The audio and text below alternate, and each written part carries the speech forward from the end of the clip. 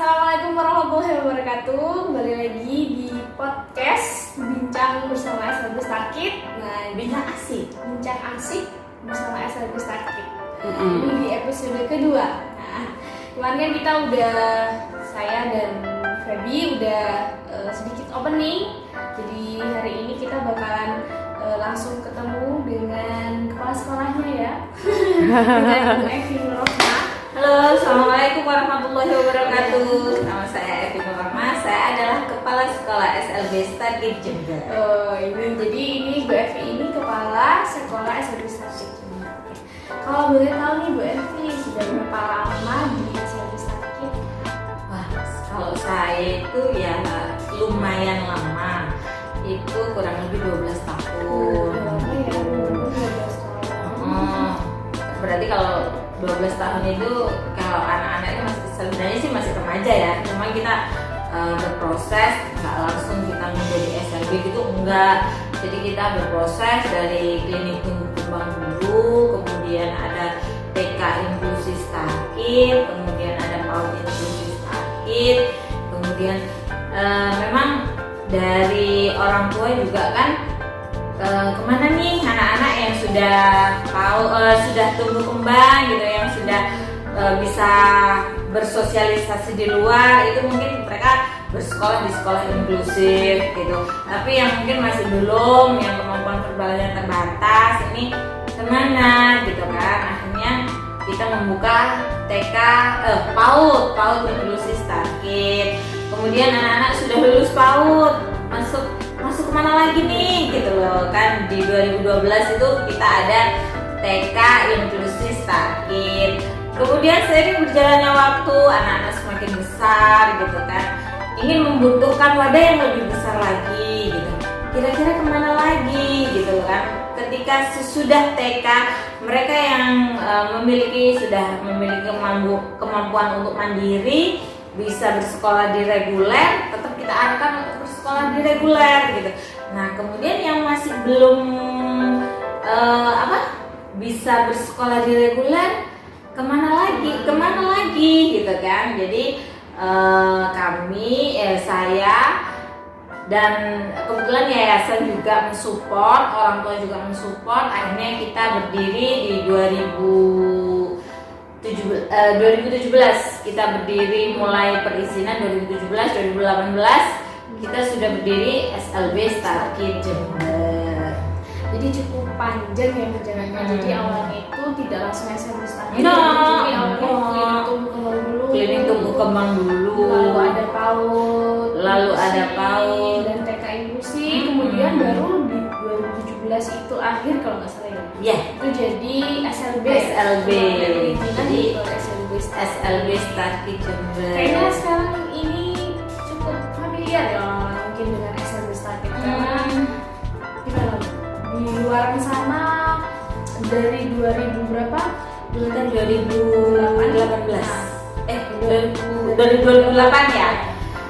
Kalau misalnya yang sudah familiar, mungkin yang tumbuh kembangnya dulu ya, karena memang lahirnya itu kan dari tumbuh kembang. Jadi kan kita melayani anak-anak yang memang memiliki hambatan masih speech delay atau gangguan atensi hiperaktif seperti itu. Nah, ketika sudah selesai, ketika sudah dirasa anak sudah mampu sekolah di sekolah reguler, tetap kita arahkan untuk sekolah reguler gitu. Jadi yang terkenal dulu itu klinik tumbuh kembangnya. Justru klinik tumbuh kembangnya. Kita banyak kan siswa dulu itu dari Banyuwangi, justru dari Lumajang, terus Bondowoso itu dulu itu mungkin karena dulu itu mungkin masih satu-satunya klinik di Jember ya gitu kan. Waktu itu kalau tidak salah di Jember itu hanya 2 klinik tumbuh kembang anak. Karena memang kalau saya ini ya, maksudnya kurang sekali untuk di Jember kota ini untuk klinik tumbuh kembangnya. Lagian kalau kalau untuk anak-anak berkebutuhan khusus itu baru orang tua itu respect gitu kan, baru orang tua respect, oh anak saya ini ada hambatan gitu. Itu mulai itu kan. Mulai orang tua tahu, oh anak saya butuh bantuan nih gitu loh, butuh bantuan terapis atau butuh bantuan apa gitu. Itu dimulai edukasi terkait dengan anak-anak berkebutuhan khusus ya. Itu orang tua itu baru ngeh itu 2012-an itu kayaknya untuk di daerah Jember loh ya gitu. Dan sekarang kayaknya sudah mulai banyak untuk klinik-klinik tumbuh anak gitu, untuk layanan klinik. Oke, untuk di SLB-nya sendiri bisa diceritakan nggak sih untuk kebutuhan, maksudnya jenis-jenis kebutuhan anaknya apa saja sih gitu ya untuk di SLB sakit? Karena setahu saya nih di SLB banyak kan kayak dikelompokkan gitu jadi ada SLB A, SLB B gitu. Jadi untuk yang autis sendiri, untuk yang tunanetra. Kalau di SLB sakit sendiri gimana sih? Jadi gini, kita itu bertransisi. Jadi memang kita kan waktu itu kalau dulu ya saya juga nggak baru belajar sih, saya sendiri baru belajar semenjak saya didapuk menjadi kepala sekolah SLB Starkid. Saya merasa kok beda ya gitu SLB kita gitu kan. Kalau yang lain itu mungkin hanya ketunaan tertentu gitu kan, misalnya SLB A atau SLB C atau SLB hanya khusus daksa yang D gitu kan. Kok SLB Starkid gitu. Ternyata memang ada kebijakan. Jadi memang ada kebijakan pemerintah yang sekarang memang SLB itu melayani semua ketunaan. Jadi gitu.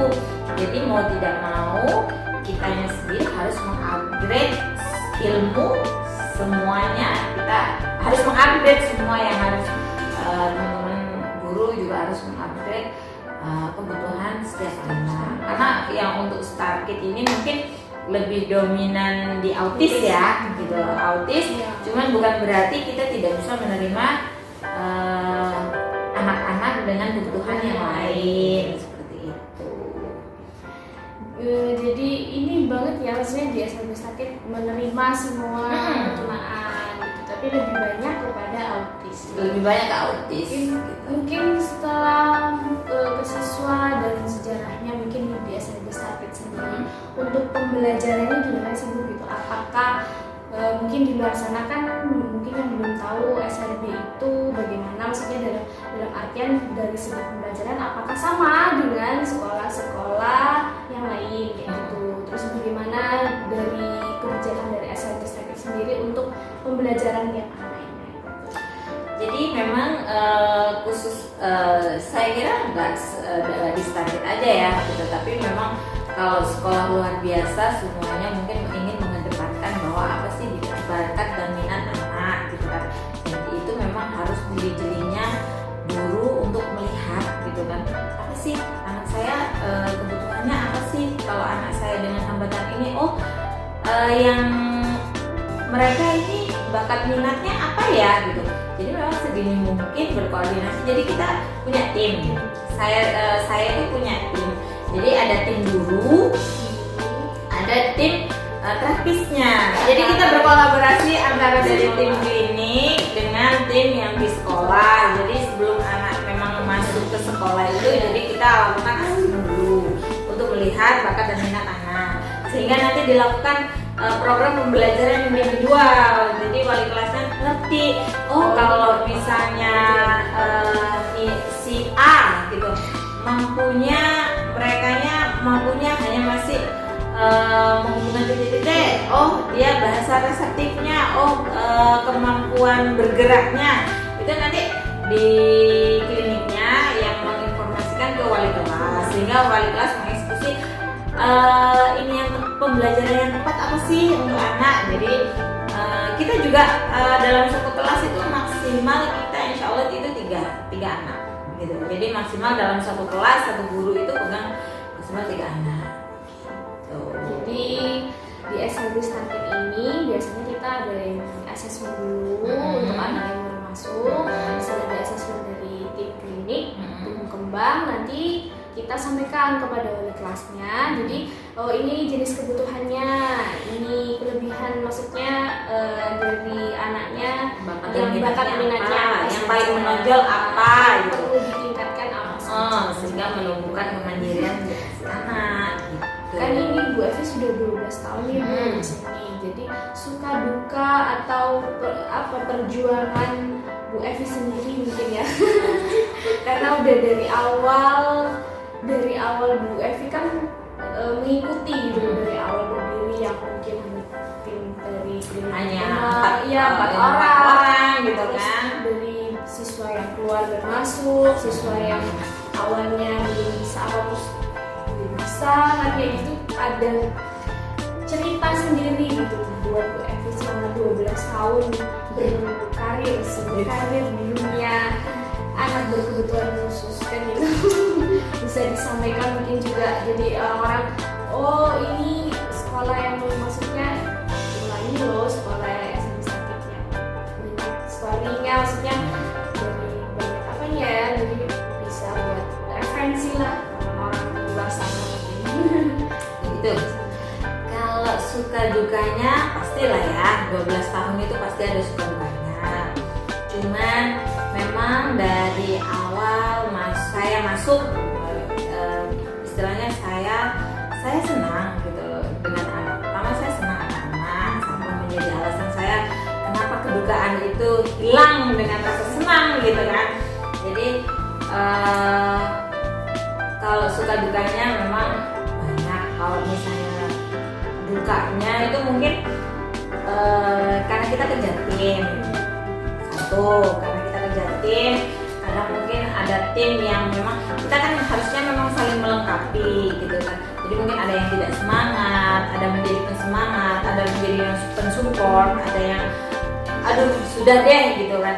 Jadi itu yang mengelola tim untuk tetap solid, itu yang menjadi butuh tantangan tersendiri gitu. Kalau dukanya alhamdulillah, dan saya alhamdulillah insya Allah teman-teman dipertemukan dengan teman-teman yang baik, tim yang hebat gitu kan, tim yang memang solid, meskipun ada satu dua yang mungkin memang nggak sepaham, atau ketika ada kita membuat event oh no gitu, nggak mau gitu, tapi dengan yang lainnya oke, akhirnya bisa merangkul teman-temannya yang untuk tetap kompak seperti itu. Kalau sukanya setiap hari insya Allah akan banyak senangnya ketika kita melihat anak-anak yang memang awalnya nggak mampu menjadi mampu seperti itu. Dan untuk anak-anak berkebutuhan khusus ini nilainya itu sedikit berbeda ya, karena saya sendiri juga memiliki anak putra dan putri juga gitu kan. Kalau mungkin ketika bergerak di anak-anak berkebutuhan khusus, ketika ada satu perubahan perilaku, entah itu perilaku, penambahan satu kosakata baru, itu rasanya jadi kayak kesenangan tersendiri gitu, rasa kehappian tersendiri untuk ya Allah gitu, akhirnya ya gitu kita bisa loh, anak-anak bisa loh gitu. Jadi memang orang yang belum atau belum tahu tentang dunia anak berkebutuhan khusus gitu, kami yang sudah bekerja di sini tuh rasanya memang ada kebanggaan tersendiri gitu terhadap siswa-siswi, terus anak-anak berkembang. Satu perkembangan saja menurut kita tuh sudah luar biasa.